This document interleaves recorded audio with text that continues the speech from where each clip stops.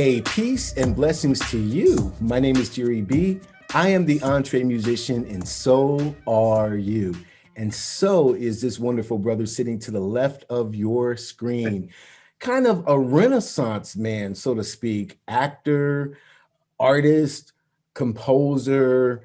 He does probably about 27 other things that we'll get into just all around. But here's probably in his very storied career, one of his most incredible achievements, I'm sure he would agree with this, is being a charter member of the EntreMusician Mastermind Collaborative. Of all of his achievements, even being on stage on Broadway, I think this is it. So we'll find out. This is my good friend and a great composer. His name is Gil Polk.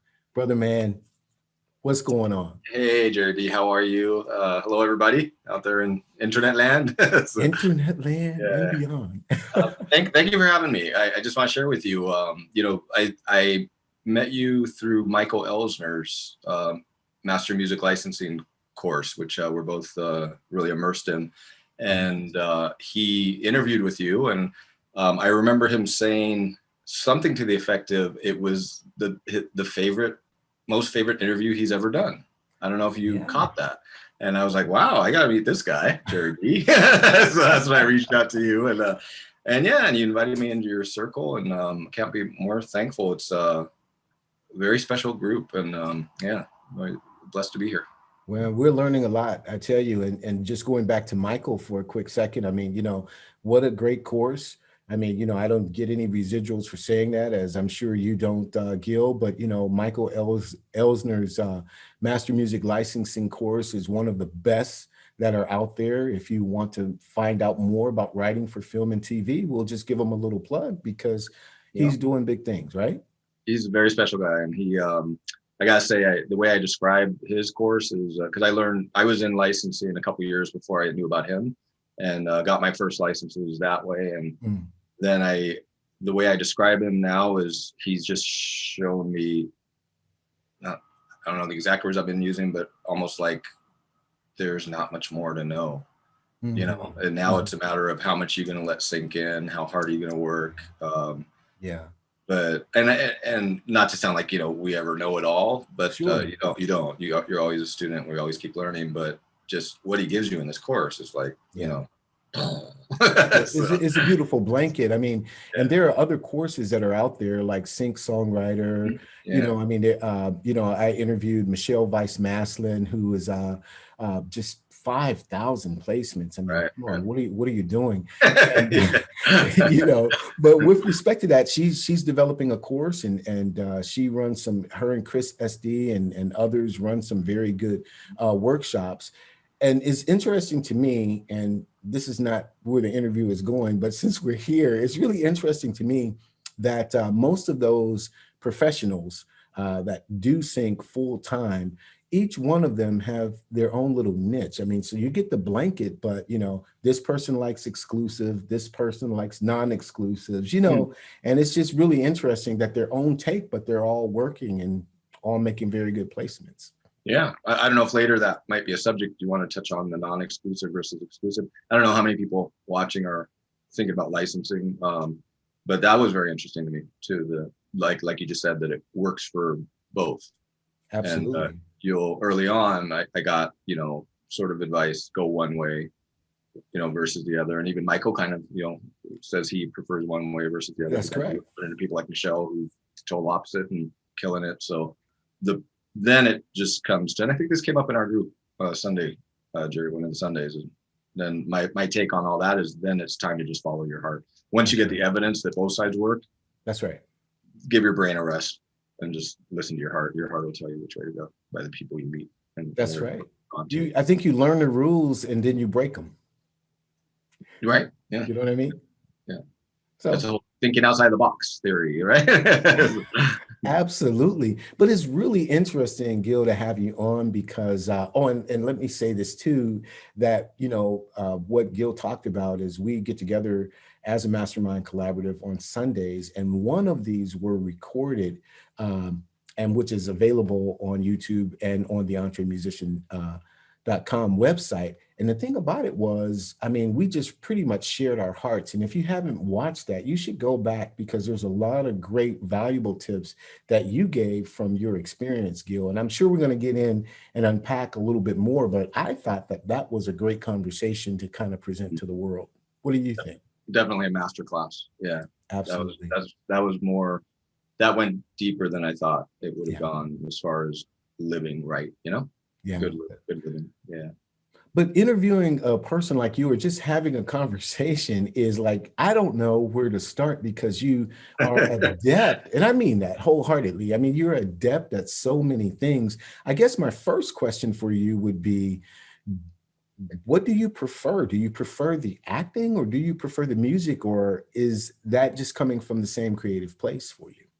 It's interesting. Someone asked me that once when I was doing Beth and with Classical Theater of Harlem. And I remember this in the dressing room, that same question, and I couldn't answer it. And then I meditated on it, later, and I thought, okay, it's almost like songwriting came to me sort of out of the blue. I was always a choir boy, and then in junior high school, always choir, jazz choir, barbershop, concert choir, and choral music's kind of one of my favorites, just the harmony and everything. And then I remember vacuuming one day, and this beautiful melody came out of my head, and I'm like, is that mine? And then this theme came with it, called Just a Masquerade is what I ended up calling it. Real beautiful. And it's, I think, one of the prettiest melodies I've ever written. And that was literally the first thing that came out of me. And that was, I'm a real big believer that we are sort of vessels, and when they say everything's been done before and things like that, I don't know where it comes from. Whatever, hopefully you've got a faith in something, universe, higher power, God. I think we're just getting information all the time, and if we can be open to it, without letting this mind get in the way too much. That's why you hear me talking a lot about the heart, Right. because through a lot of my life I've talked about that inner voice, and that to me is always the right answer. Whether we let this kind of change our minds, I don't know. That can get us in trouble sometimes. But yeah, the song just came, and never stopped coming. And so if I had to sort of, say which one, I went to school for acting, and to me acting was a passion, of course, but it was my skill, my craft, my training, and then went out and tried to get work for it. But so there was almost like a choice there, where the music, there was no choice. Like if you, obviously I put acting aside for now, I've moved upstate to a very quiet place, and music is really my almost my total focus. And that I just can't imagine never doing, not doing. It's so songwriting would be coming out of me from some place I can't really even articulate, where acting is a craft that I love to do. And but there's times in my life I can do it or not do it. Exactly. Now, where did you study acting? Acting, I studied at I started at Portland State University when I went to Portland State, and then I wanted to continue on, so I went to a place in Seattle called Freehold. I'm originally from Seattle. I grew up in Lakewood, which is a suburb of Tacoma, and went to school in Portland. Started acting there, and formal training there. And then when I left there, I went on to Freehold Conservatory in Seattle, and spent about 4 years there. And it was a big choice, because I could have gone on to an accredited school after Portland State. And but my agent in Seattle said, when she turned me on to Freehold, she said, if you want another degree, go to wherever, University of Washington or something. If you want to learn how to act, go to Freehold. And that's kind of all I needed to hear, and then you go and you get the feeling and the, so I went there, and it's just a beautiful place, and based in this Stanislavski Meisner, Sandy Meisner method, and just a lot about truth and parallels to your own life to get into character and things like that. So I wouldn't have changed a thing there. You cry pretty good. If you're feeling it, it's that's not, it's funny you say that. I was just because I'm a Pisces, water sign, expressive, feeler, you know. And I cried easy, you know, because you feel things. I can empathize, right? And it's really about empathy. And but a lot of times that's not what you want to do in acting. You want to, because if you think about it, if you're watching someone and they're just breaking down in front of you, it almost, people get a little defensive of that, right? That it makes them uncomfortable, you know. And I watched, my mentor was saying this to me a lot, and that's not to say, you know, you mask your feelings or hide your feelings, but don't use that as a thing. Don't think that tears make it seem like you're being more emotional and things when you're acting. And I watched a guy who had just lost his dog on the news, and he was fighting back the tears, and I just lost it. I mean, it's just watching, knowing the loss he was going through, and how I'm getting emotional right now because the loss he was going through, and trying to, you know, keep himself together. That's what really hurts people, you know. And anyway, that's just you just brought that up to me when you about crying. What about the emotions, you know, aside from the visual that comes when you're writing a song or when there's a particular ballad that's taking you? I mean, are those emotions just as real to try to convey that? Or it's funny you say, it's a little different. I would say the acting is more visceral because you're, you know, with the song, it's more introspective to me anyway, you know. It's like I always want to say something in that song. I want some kind of message to come through, and hopefully I just think about those times growing up where I'm on the floor listening to music and either laughing or crying or harmonizing, or, you know what I mean.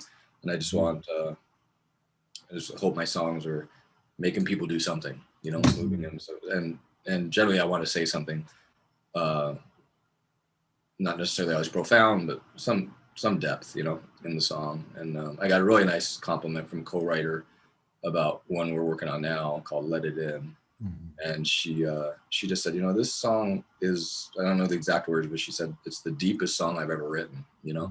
But it's real catchy, and it's you know, we're gonna do it as a pop song, but it talks about that, you know, there's a couple famous, Leonard Cohen did a poem around this, and Rumi, the famous poet, about, you know, if you picture a vase and it's broken, you know, well, now the light can come in, right? And we're kind of basing it on that, you know, that it's okay to make mistakes. It's okay to even be broken, you know, because it lets the light in, and just, acknowledging that. So everything doesn't have to be perfect all the time.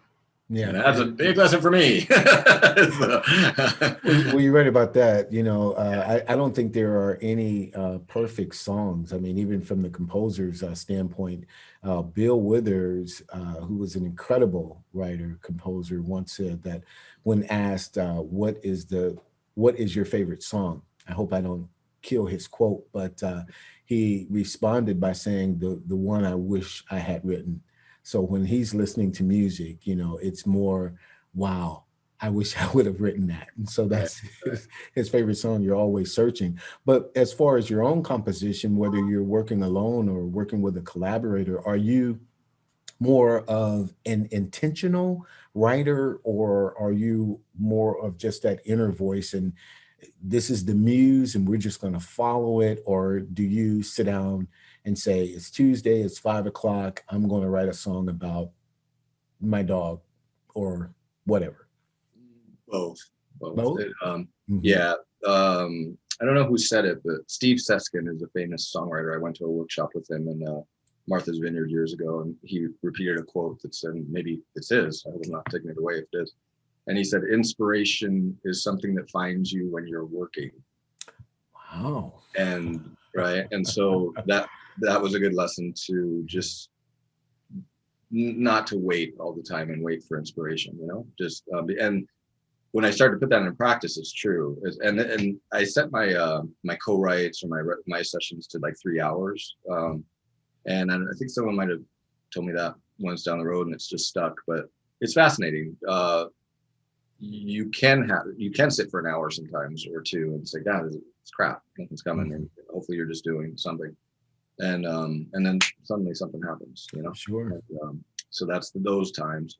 But then there's other times where I'm constantly singing into my phone, you know, and some little snippet comes and I'm like, oh, that's cool, and I record it, and I thank God for these, because I use it as a recording tool and never forget again. Remember in the old days, I don't know if you used to call your answering machine. You know, I had the little Sony micro cassette, you know what I mean? Tapes, and then they became tapeless, and then, you know, God bless the iPhone, or, you know, Samsung, whatever you're using. But that voice memo is extremely important if you're looking for ideas, because ideas are all around us, and we just pull them down and speak them into our phone, and it's done. Yeah, and I can, you know, I don't know if you want to steer me on a particular path, but collaborating just came to my mind in what we're talking about, because it's important to have those little snippets, even if that's all you have. You know, you can come into a session and it might be that little hook, or that even that few notes, or that little thought idea that you had, that can just, you know, blow things out of the water and carry the whole session and the song. Oh, yeah. It could be a chord, it could be a beat, it could be something they say when they walk in, you know, and it's just done. Yeah. Absolutely. So who are you collaborating with, you know, now in this space that you can give some shout outs to? Well, let's see. One I'm very excited about is was unexpected. A mayor in South Carolina. His name's Billy Kaiserling. Kaiserling. I never say his last name. He just wrote a book called Sharing Common Ground, and just to show you how things can just come back around, I reached out to my co-writer Mike Greenlee years ago after he won the lyric contest for rewriting the Virginia state song, and I guess they had some kind of racial undertones in there that it was time to change, and so he won that. And I reached out to him on Facebook as a stranger, just saying congratulations, and, you know, it would be one, if you're interested, I'd love to co-write, I'd love to collaborate. And it turned out, I thought he lived in Virginia, but he lived in New York City, where I was at the time, and we got a kick out of that, you know. And I thought you were in Virginia. He said, no, I'm in the upper East Side. And so we wrote this song. We've written this few together, and we wrote Common Ground. Well, it turns out this mayor found the song, maybe through Mike, but he loved it so much that he changed. This is just a song about unity and that we're all equal, you know. And he changed the name of his book to find Sharing Common Ground, to reflect our song. And now his mission, he was very instrumental in inaugurating I wish I knew the exact name of the national park, but it's the Reconstruction National Park in Beaufort, South Carolina, which I believe Obama inaugurated during his tour. And it's a 4-site national park, which now he hopes to expand. And his mission now, he's a 3-term mayor. He's retired, I think, just this past year, and a really beloved guy down there. And his mission now is to teach the Reconstruction years after the Civil War to young people. Excellent. Because I'm a little embarrassed to say I don't know anything about those years. But, you know, understood. Yeah, and they just don't teach it. But the freed slaves made unbelievable strides, and, you know, this 8 to 12 years until some powers that be said no, that's too fast, too much, and took them down. Yeah, and it's amazing what they did. And so he just wants to, you know, he's a Jewish man that understands that prejudice and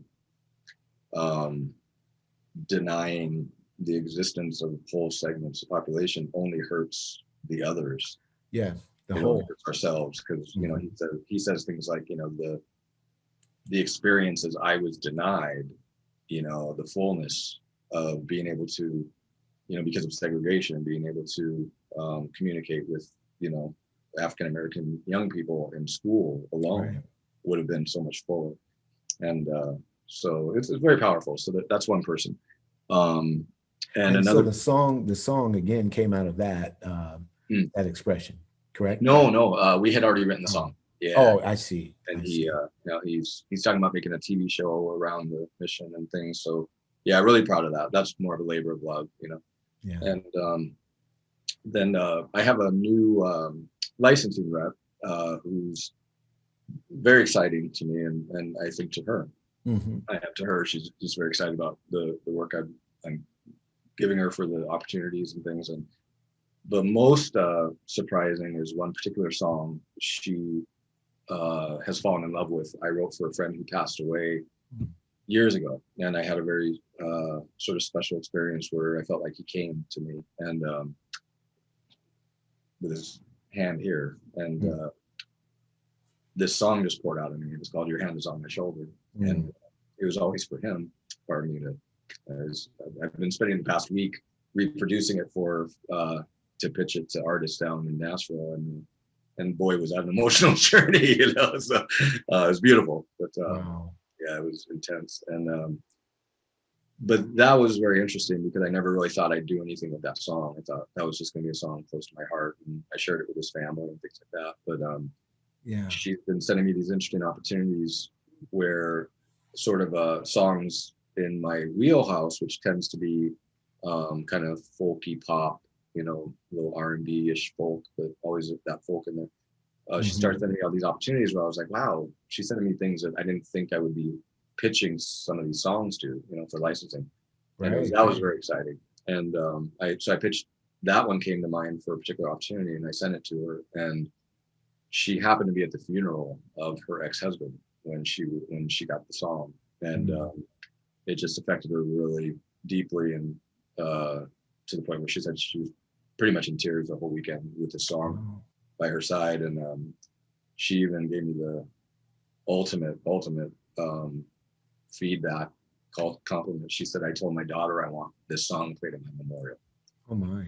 And so I'm gonna try not to lose it in front of everybody. So it means a lot. That's, no, you're bringing us there, though. I understand, but I do understand the depths that a song can pull out of you, especially if you're coming from a live situation. This was a friend of yours, and you wrote it in honor of him. So, you know, I mean, his name is Aju. His name is Aju Daswani. Just want to give him a little plug. So, I feel like he's always around, and and posthumously, I feel like he's guiding me through some stuff. Yeah, it's amazing. And you know, earlier you asked me if I'm an intentional writer. Well, that was one of those times. Didn't have a clue. Yeah. I was meditating in the morning, and that happened, and didn't plan on writing a song.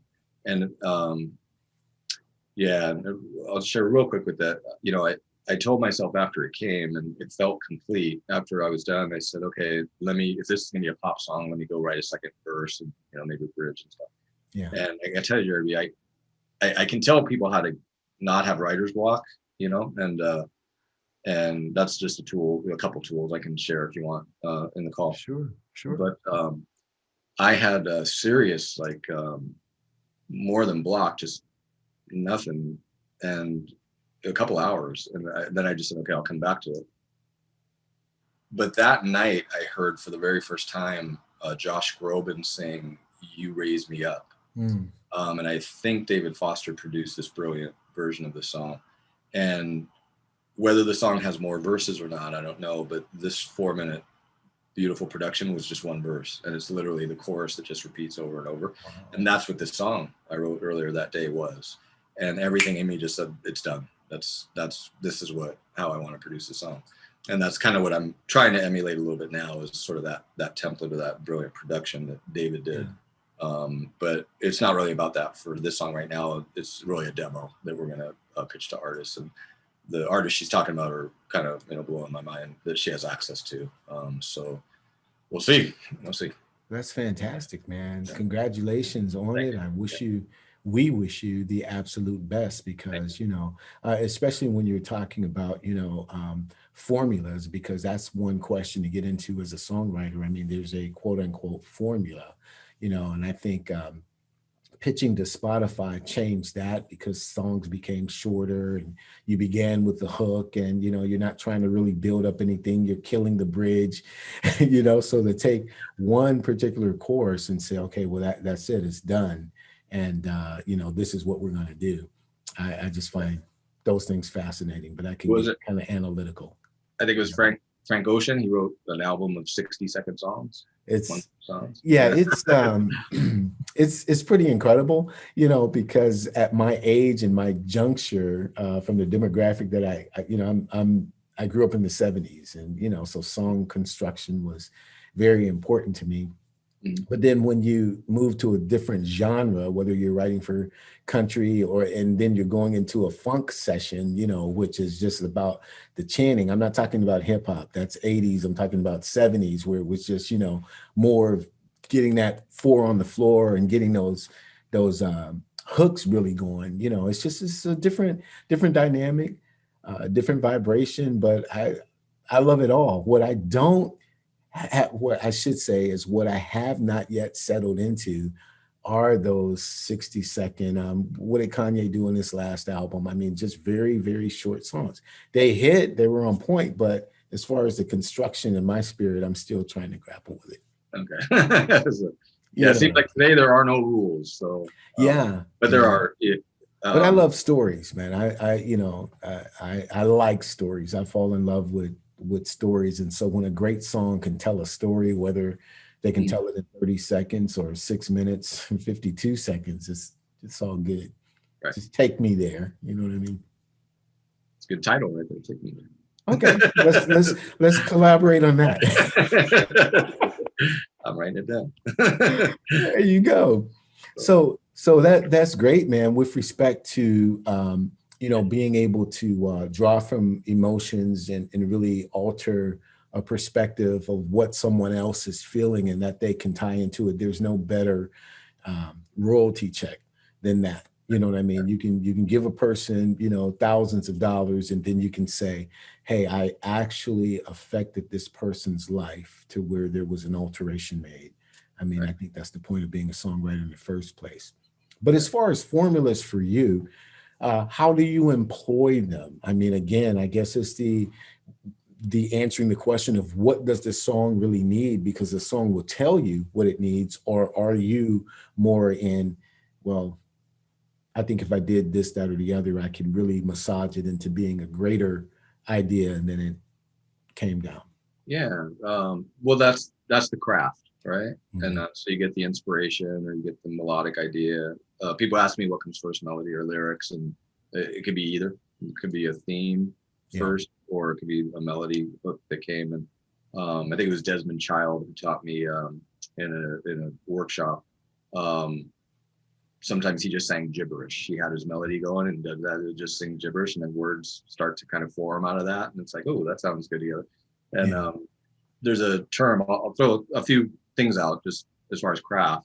Prosody, Prosody, and prosody is the marriage of the music and the words. Yeah. And just kind of like, how does it flow, And that's always nice.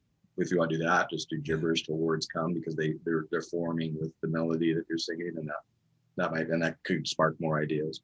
What else? First line. I was thinking about this yesterday. I was reading a article on BMI, about just first lines grabbing people, and they were showing different examples. One they didn't show that came to me was Whitney Houston. I believe the children are our future. Yeah.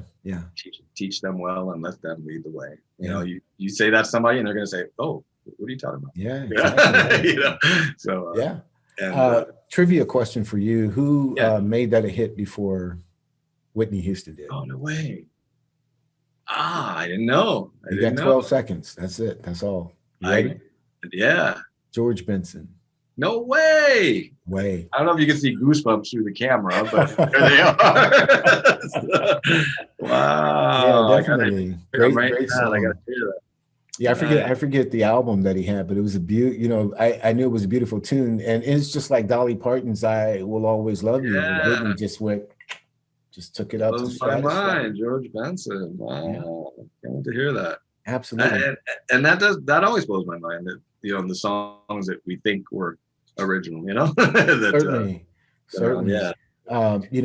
this is getting more into the singing, although he was a great songwriter himself. But, Luther Vandross could take someone else's song and just put his signature on it, and you forgot about the original artist and the composer. Right. You know what I mean? Yeah. That's part of the fun of watching The Voice or shows like that, when those people take it into a new realm. Another thing that's fun when you're writing is I like internal rhymes. Like in a line where you might have a rhyme within the line. So that you can get out of that, every other line rhyming kind of thing. And then speaking of rhyming, there's an expression in Nashville, don't forsake the line for the sake of a rhyme, right? So don't. I think Steve Seskin's is big on this. I mentioned earlier. I think he's written a lot of songs that don't rhyme, and when you think about it, you can find that. But that's another special gift and craft that you really have to work on to do. Exactly, because the line is more important than the rhyme. Yes. Yeah. And then verse chorus contrast. Just this is sort of a little production note too, as far as musically. Just if you're producing, just give the listener something new. In every section. Just if it's a little element that your electric guitar comes in that wasn't there before, or drops out, or right. There's something different every element. And same thing with your verse chorus contrast is just mix it up. You don't want it to be like that all the way through. And this I would just highly recommend study if you want to write songs. Just keep learning. That's absolutely right. What do you think about the use of space, either in a lyric or in a movement of music? I'm a huge fan of it because a lot of times, a song can be cluttered, whether there's too many words, and I'm not talking about cadence or syllable. It's just, maybe you could have said that with fewer words. You know what I mean? Economy.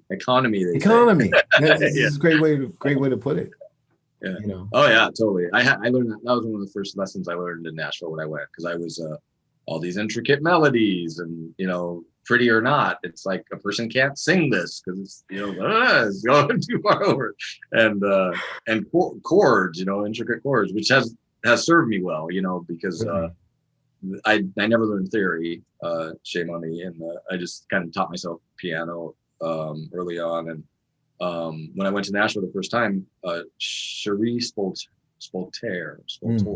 she was the intake coordinator for National Songwriters Association. I'll give a little plug to my co-writer Jim Adamo. We ended up winning the top 40 through NSAI years ago with a song called When You're Awake. He's a pleasure to work with, and I'll be working with him a lot more. But she said to me, wow, you're creating fresh new chords. And the internal critic in me, I didn't say this out loud, but I was thinking, she can't be right. I can't be inventing anything. Everything's been done. You know what I mean? And but what I knew she meant was later I knew she meant just the voicings, the inversions and things. And it's because I didn't really know what a chord was, and I just know what I liked when I played it. And one frustrating thing early on, Jerry B, was when I would go to producers, they wouldn't. They'd want to make charts or notate, but they couldn't write out how I was playing it. Gotcha. A Russian composer told me that once early on. I brought him some songs that he loved, and he literally wrote them all out for me, and they're beautiful. And he said, I have to write all the notes out because I can't write a chord from what you're playing, kind of thing. But what always bothered me early on with the producers is that, an A, yes, that's an A chord, but that's not the way I'm playing it. And it takes on a whole different feel. So it was Nashville that made me learn about that and versions and different fingerings and stuff. And they got it down there. All I had to do was play it. And they're like, oh, I get it, because they're so masterful down in Nashville. So to me, it was like a dream, my first trip down there. Highly recommend Nashville if anybody's thinking about going. Yeah. That's where, going back to Michael for a second, that's where he is now. Michael is in Yeah, Nashville, yeah, yeah. or if not right outside. So yeah, that's boy, oh boy. Now, how often do you make NAM? Do you go to NAM every year? No, I don't. I just I will be go. I did I just miss it again? Did it just I happen? think Summer Uh, NAM, I don't know where we are, and I'm afraid to say when this episode is going to play. So okay, yeah, it yeah, yeah. could So be no, over. I do plan. I look forward to when pandemics, over. Yes, We yes, can do that. But no, I'm really excited to go because Michael talks a lot about it, and up into finding licensing a few years ago, I was just sort of in the world of Mhm. pitching to artists, and and now that sort of licensing took the place of that, and now that's just kind of exciting that this my publisher in Nashville is talking about pitching to artists again. So those are That's very cool. Now, let me ask you, what is the importance to you? I would venture to say you're probably over the age of 25. I'll just leave it at that. I would venture to say that. What is the importance to you of resilience? What would you say to that person who may have reached a particular age or season in his or her life where they think, I can't really pursue this? Because you're supposed to be of a certain age or of a certain stature until you, as a songwriter, what would you say the resilience factor should be for him or her? well. It's I don't know if it was just sort of being built in to me to be that way because I seem to always how can I say feel like if something's calling you, why would you stop? Mm, Um, and I think I somehow was able to not always put the importance on the material, you know, like if money was coming or if it, I put more on the feeling of it, yeah, um, if it feels good or if it's good, you should be doing it. If it makes you feel good, sure. that's a power we're not really controlling, right? Yeah. But you make me think of people like Nelson Mandela, and you know, I wrote a paper on him recently, and 27 years in prison, Correct. and first 18 years he didn't have a bed in Mhm. his cell and no running water, and I won't tell you the atrocities of the way they treated the prisoners, Oh, and certainly, yeah. to keep, that's the epitome of resilience right there, is Correct. to keep, to Correct. not let anyone break your spirit to that extent. Yeah. That's off the chart resilience. So, but that really is resilience. Is I think we talked about this in the Sunday group too. If you can get in touch with why you're doing what you're Mhm. doing, I don't think anything can stop you, because once you get in touch with that, then yes, this is what I'm supposed to be doing. There's an actress from a show I used to, when I was living in Seattle. There was a show called Northern Exposure. I'm aging Yeah, myself. yeah. So, yeah, Mhm. it's really old. And she won a Grammy. Sorry, an Emmy. And I don't think she started acting until she was 70s. Excellent. Right. So, Right. and if you open yourself up to hearing these things, Yeah. right, they'll come at you, all these little things. Yeah. I have Absolutely. a former client, the work I used to do. She's literally 100, right now, and she took up belly dancing in her 90s, There you go. right? Yeah. And she loves it, and so never, not to sound cliche, we really never are too old, and That's true. obviously never too young either. So That's true. No, I believe that in my own personal space. I look at a lot of biblical characters like Abraham or Moses or a man named Caleb, these guys who the Lord talked to, and they were well beyond what we would call productive years, and made them promises. And they were just, you know, if God said it's going to happen, then I'm just going to go for it. And even in contemporary society, you talked about Nelson Mandela. I mean, if you read Dietrich Bonhoeffer's autobiography, for resilience and just being in that Nazi camp the way he was, and how it was mind over matter. You can do whatever you want to me, but you cannot come in here because I control this. I mean, it's just amazing. So, don't let the gray hairs fool you. If you have a calling, and like you said, Gil, if you know that this is your purpose, why would you set it on the shelf and say, well, maybe it's not my time? If you can win an Emmy in your 70s, the sky's the limit. Yeah. Yeah. You know what I mean?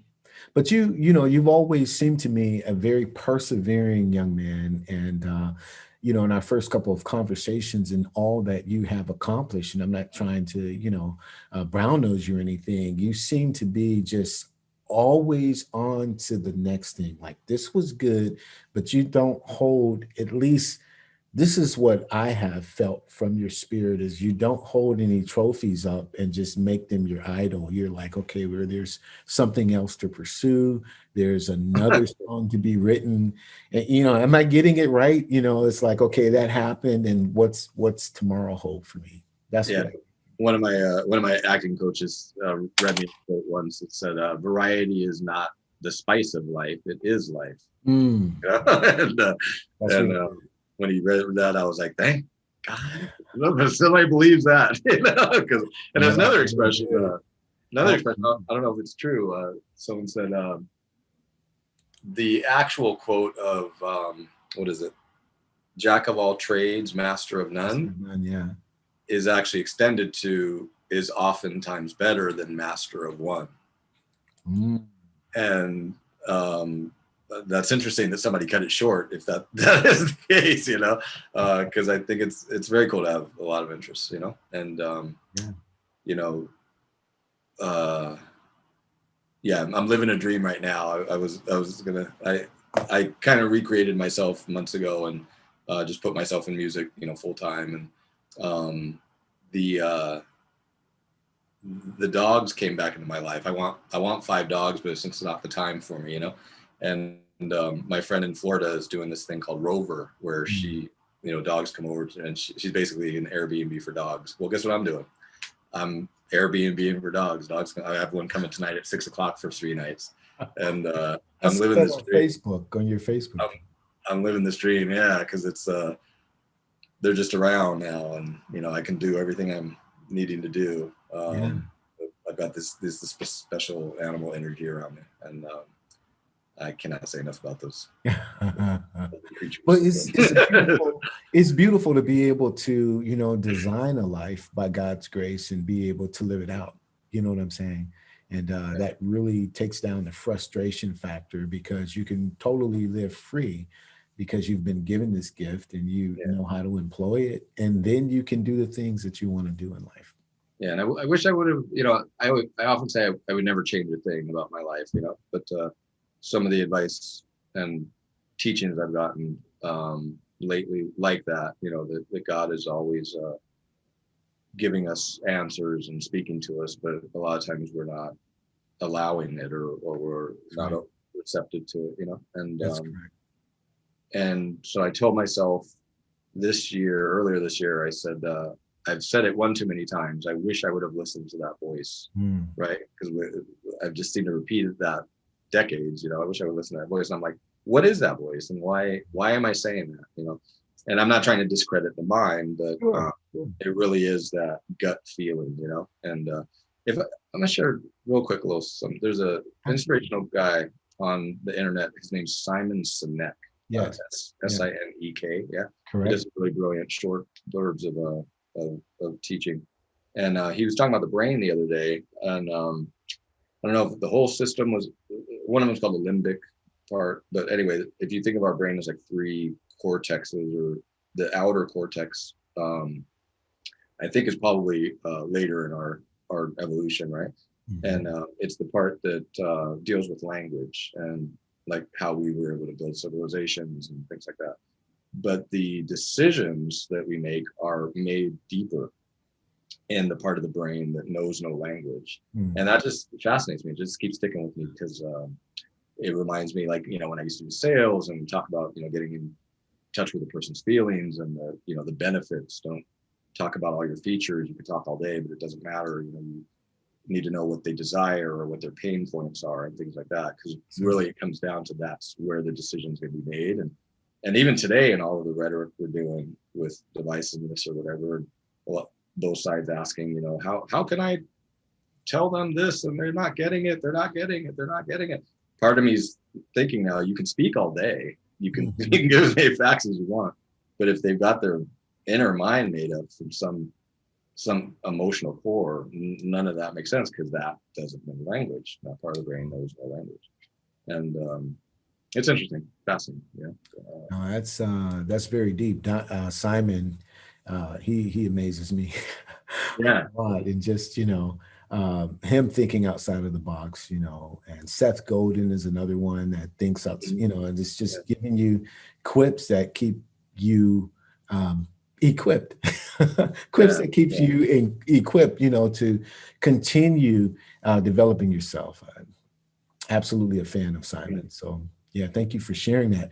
Now, what would be something that you would share, Gil, to someone that you would value as my most important piece of advice? And I'm going to segue before you answer that into the fact that after this conversation is over, Gil's going to stick around at the backstage. If you are a subscriber to the EntreMusician, then you know we do this all the time. We have these videos on the web page, and we also have them on YouTube and in the podcast. But then because you subscribe, you get the gold behind the backstage. And so Gil is going to share some of that as far as mechanics are concerned. But just overall, looking back in the rearview mirror, you talked about, you know, oh, if I only knew that. What would you say would be my most important piece of advice that I would give someone who's coming up as a songwriter or as an EntreMusician? Okay. Well, I took a few just points down before you and I spoke. So if I had to choose one of these, I would just say, know that you are enough. You are worthy. Do not believe, you know, any lie that might come your way that, you know, you can't do this, you shouldn't do this, you're bad at it. If it makes you feel good, if you are drawn to do something, and maybe you are getting feedback that, you know, oh, that's not so great, I would change it. If you're feeling that, then just get a little better. Just keep learning and studying, but know that that's coming out of you for a reason. And I believe that wholeheartly. We're not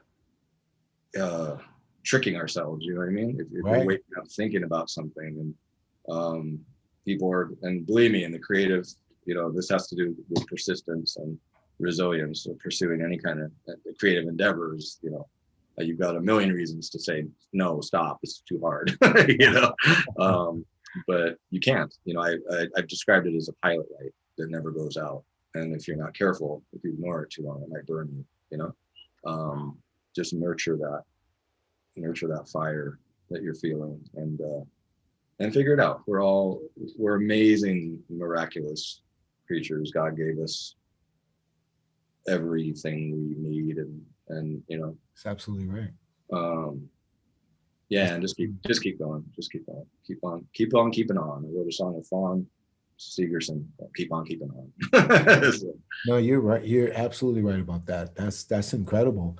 Now, finally, let me ask this question, because generally, if you've listened to any of the podcasts or whatever, sometimes the person I'm talking to may have a preconceived idea that, oh, Jerry is going to ask me this, and maybe a little disappointed because we've come to the end of the conversation and I didn't ask it. So what would be that answer to the unasked question? Look at my notes. Just get it, and I dropped the ball. Well, actually, I'm hoping it was valuable for everyone, you and everyone, because I feel like we didn't speak too much about music more than life. So, yeah, I could speak about it all night. and you know, the interesting thing about this platform, and really, you know, I guess the first couple of interviews I started with 1, 2, 3, 4, 5, like these 5 questions, but you know, as it evolved and as I began to talk, you know, it is about life. When you talk to a Michael Elsner, you talk to a Michelle Vice-Maslin, or you talk to Chris Jasper from the Isley Brothers, or Bob Baldwin, Grammy winners, all of these people, there are so many important components about this human experience that goes into the work that, just talking about the mechanics itself become kind of boring. You know what I'm saying? So I feel that you are an incredibly interesting person, and that there's so much depth to you that you learn. And I'm, again, look, my nose is brown enough. I'm just talking to you like you know what I mean? Thank you. Yeah. That, we can draw out life experiences and some of the things that you've walked through and say, okay, well, this is important. And this is how I apply this life experience to the craft that I do. Yeah, cool. Well, to answer your question, then, I thought I'd go somewhere else, but I'm going to stay on this deep. Yeah, go deep. I would say, love and serve. Love and serve, and loving starts here. Really give yourself credit.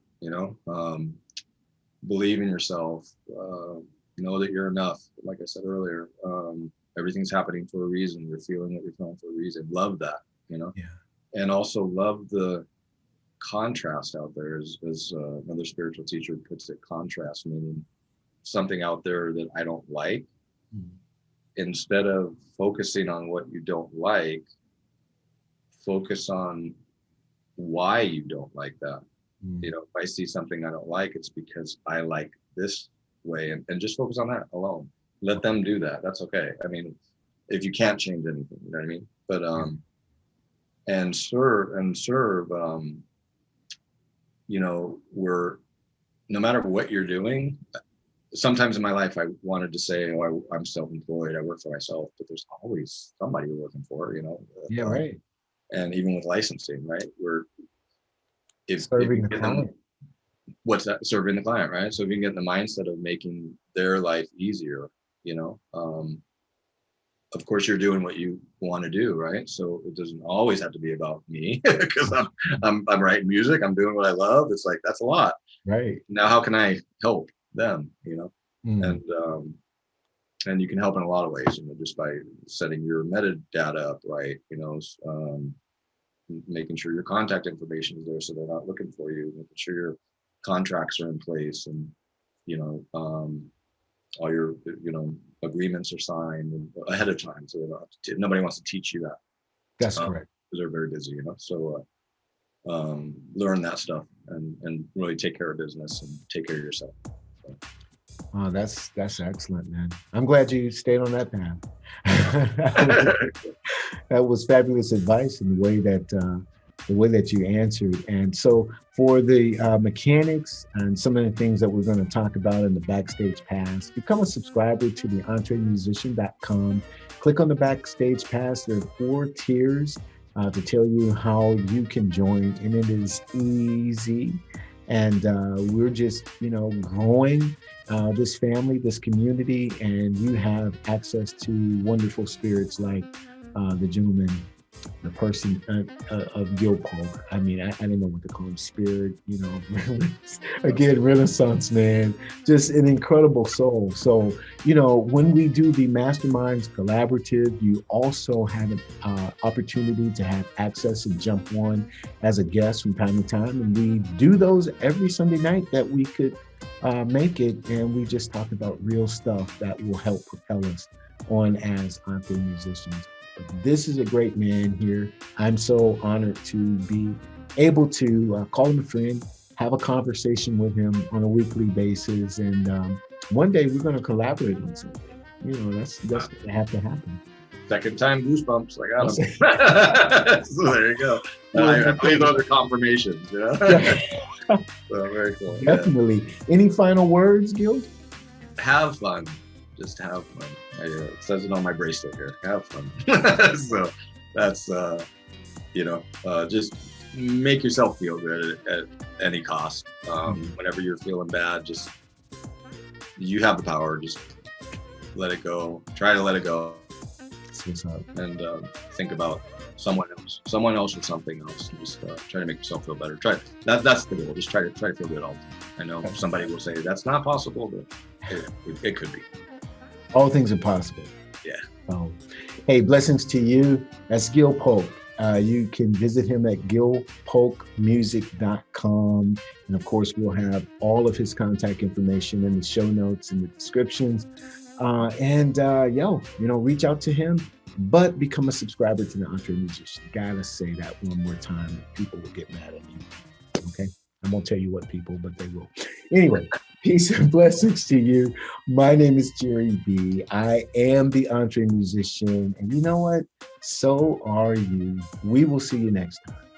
God bless. Thank you.